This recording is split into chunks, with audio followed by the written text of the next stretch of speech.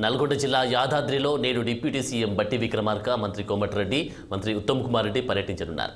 బేగంపేటలోని camp కార్యాలయం నుంచి బయలుదేరి ప్రత్యేక హెలికాప్టర్ ద్వారా మిర్యాలగూడ చేరుకుని యాదాద్రి థర్మల్ పవర్ ప్లాంట్ను సందర్శించనున్నారు. అనంతరం చింతలపాలెంలో లిఫ్ట్ ఇరిగేషన్ పథకానికి శంకుస్థాపన చేయనున్నారు మంత్రులు.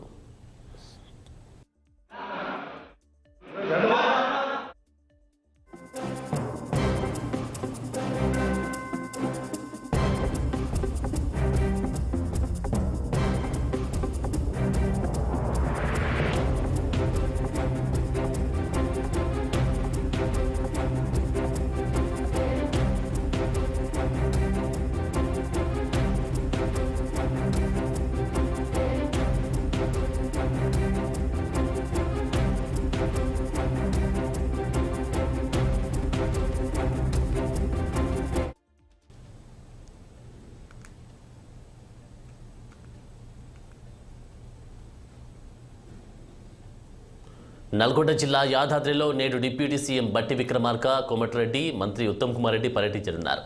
బేగంపేటలోని క్యాంపు కార్యాలయం నుంచి బయలుదేరి ప్రత్యేక హెలికాప్టర్ ద్వారా మిర్యాలగూడ చేరుకుని యాదాద్రి థర్మల్ పవర్ ప్లాంట్ను సందర్శించనున్నారు. అనంతరం చింతలపాలెంలో లిఫ్ట్ ఇరిగేషన్ పథకానికి శంకుస్థాపన చేయనున్నారు. ఇక ఇదే అంశానికి సంబంధించి తాజా అప్డేట్స్ మా ప్రతినిధి పరమేష్ అందిస్తారు. పరమేష్, ఈరోజు ఉమ్మడి నల్గొండ జిల్లాలో ముగ్గురు మంత్రులు అయితే పర్యటించనున్నారు. బట్టి విక్రమార్క, కోమటిరెడ్డి వెంకటరెడ్డి, ఉత్తమ్ కుమార్ రెడ్డి అయితే పర్యటించనున్నారు. యాదాద్రి థర్మల్ ప్లాంట్ సందర్శించి అక్కడ జరిగేటటువంటి పనులపై అయితే ఉన్నతాధికారులతోటి సమీక్షా సమావేశం నిర్వహించనున్నారు. అక్కడి నుండి మైలచెరు మండలంలో శంకుస్థాపన చేసిన అనంతరం చింతలపాలెంలోని లిఫ్ట్ ఇరిగేషన్ కు శంకుస్థాపన చేసి అక్కడి నుండి దొండపాడు గ్రామానికి చేరుకొని అక్కడ కొన్ని కార్యక్రమాలలో పాల్గొంటారు. ఆ తర్వాతకి మధ్యాహ్నం 2 గంటలకు జిల్లా ఈ సిమెంట్ కర్మాగారంలో అక్కడ భోజనం అయితే ఏర్పాటు చేశారు. అక్కడ అయితే క్యాంప్ కార్యాలయం తిరిగి హెలికాప్టర్ లో హైదరాబాద్ చేరుకోనున్నారు. అయితే ఈ యాదాద్రి థర్మల్ ప్లాంట్ అయితే 4 మెగావాట్ల ఉత్పత్తి సామర్థ్యం కలిగిన ఈ దీనిపై మంత్రులు అయితే ఇప్పటికే కోమటిరెడ్డి వెంకరెడ్డి కూడా దీనిపై మాజీ విద్యుత్ శాఖ మంత్రిపై అనేక ఆరోపణలు చేయడం జరిగింది. ఇది 25,000 కోట్లతోటి వ్యయంతో నిర్మించనున్నట్లు ఉన్నది. ఇప్పుడు 34,500 కోట్లకు చేరడంతో అనేక ఆరోపణలు జరిగాయని చెప్పేసి గతంలో కూడా ఆరోపించడం జరిగింది. దీనిపై అసెంబ్లీలో కూడా వాడివేడి చర్చ కూడా జరిగి దీనిపై ఒక జ్యుడిషియల్ ఎంక్వైరీ కూడా ఏమని చెప్పేసి చెప్పడం జరిగింది.